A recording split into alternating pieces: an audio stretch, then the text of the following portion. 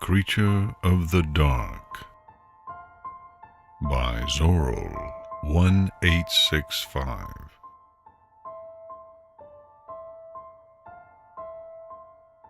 Pondering its prison. A dark creature walked across a dreamscape. The dreamscape was a dead woodland, the trees fallen and rotting. At the edge of the forest of decay was a land of soaring spires of rock reaching into the sky. There was nothing sentient here, only her and her thoughts. She had never liked it here, this prison, this exile. It felt like she was the only living thing here. There had to be something here that she could talk to at least, besides herself. It was a lonely prison, making it all the harder for her to survive. She didn't need food or water to sustain herself. It was a dreamscape, after all. She could do whatever she wanted with no consequence. As she walked to another part of her little kingdom of death and decay, she came across a pool of water.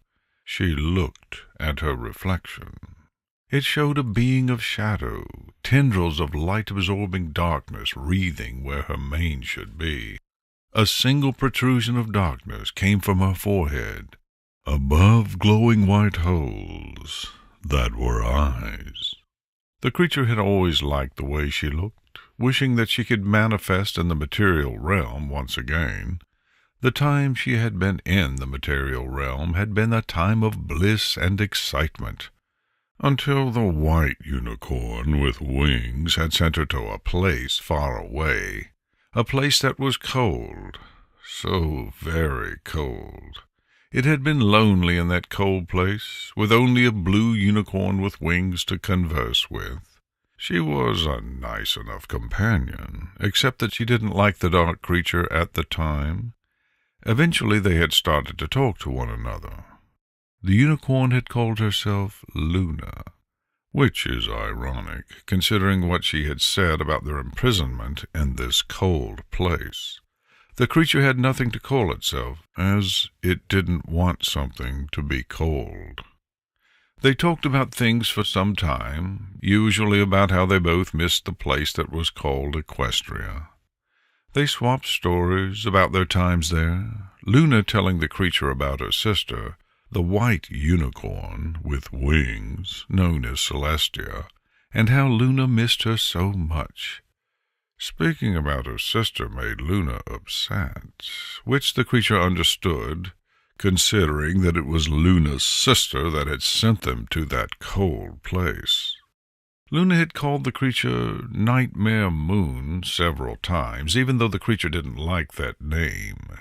It preferred to remain, as Luna called it, nameless. The creature didn't want to be chained by something it didn't want. Eventually, Luna stopped calling her Nightmare Moon and just spoke to the creature when she wanted to. The creature wouldn't go anywhere, so that wasn't a problem for it. She quite liked that arrangement. So the years had passed, the two of them getting to know each other better and better. Eventually they wouldn't even need to speak to one another, just sensing the other's feelings and interpreting them into a form of speechless speech. The creature preferred that. It didn't like having to talk. A free flow of emotions was what it was used to, before being imprisoned in the cold place. More years passed, until an event occurred that pulled the two into a room. The creature was the first to know what had happened, taking control of the body they shared. Luna was powerless to stop the possession. The creature announced itself by the name Luna had given her, Nightmare Moon. Nightmare Moon scared the creature's ponies, with her form and voice, her mane and tail billowing out, causing a kind of cyclone, and making lightning rain down. She then fled, running to a place that emanated magic that had once banished her to a place that was very cold. She arrived at the castle quickly, finding the things that had banished her, The elements of harmony, as Luna had called them. She found only 5 of them. The 6th was hidden somewhere. It could almost sense its location. It then felt a magic it had never felt before. It quickly left the chamber the elements were in and went after the magic. What she found had confused her. It was a purple unicorn, with 5 others surrounding it.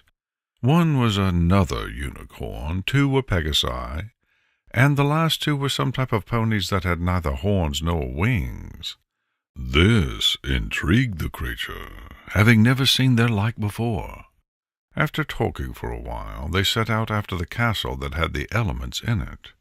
The creature was ecstatic about this. Maybe they would be able to find the 6th element that had imprisoned her. And then she could finally destroy the things that had imprisoned her. She led them through some tests first, which the ponies all passed. They entered the castle and made their way to the chamber that had the elements. Nothing seemed to happen, and the creature had lost hope that the 6th element would appear before them.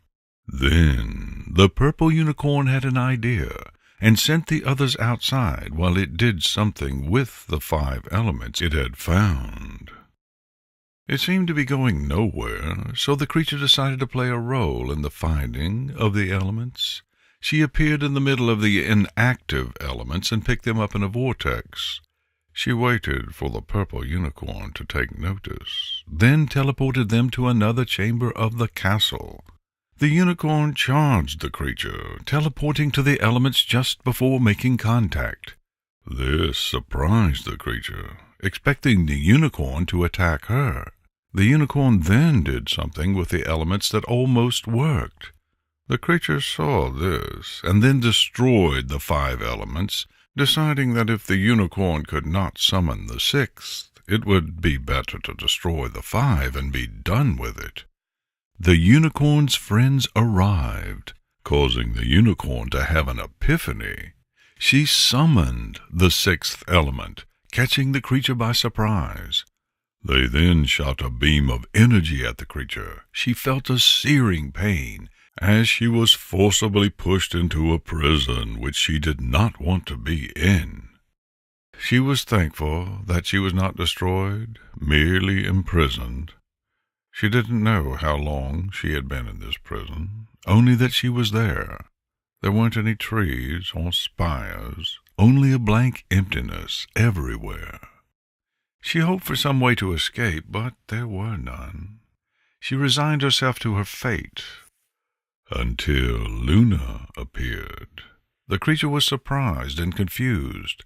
She had wanted a companion, or at least something other than the blank whiteness of her prison. Luna offered to make her a dreamscape, somewhere where she could roam without having to stare at the eternal whiteness of this prison. The creature accepted the offer, glad that Luna was back. Luna made a dreamscape that would reflect the mind of the creature. Now that the creature pondered how Luna had made this dreamscape while sitting at that serene pool of water, she began to see it in a different light. Instead of the trees decaying, she saw them helping to bring new life into the wood. She saw the spires of rock as an ancient city. She began to see the subtle signs of woodland animals, the small tracks, the stock-still animals that blended with the trees. Maybe this place wasn't an exile, but a paradise for her to live in. She still missed talking with Luna, the mixing of emotions and thoughts they had done while on that cold place. Maybe she could live here, and maybe she could even make a civilization of her own. Maybe make that civilization to model the one Luna had told her about while they were alone on the moon. Maybe, just maybe, the creature had found a reason to be happy.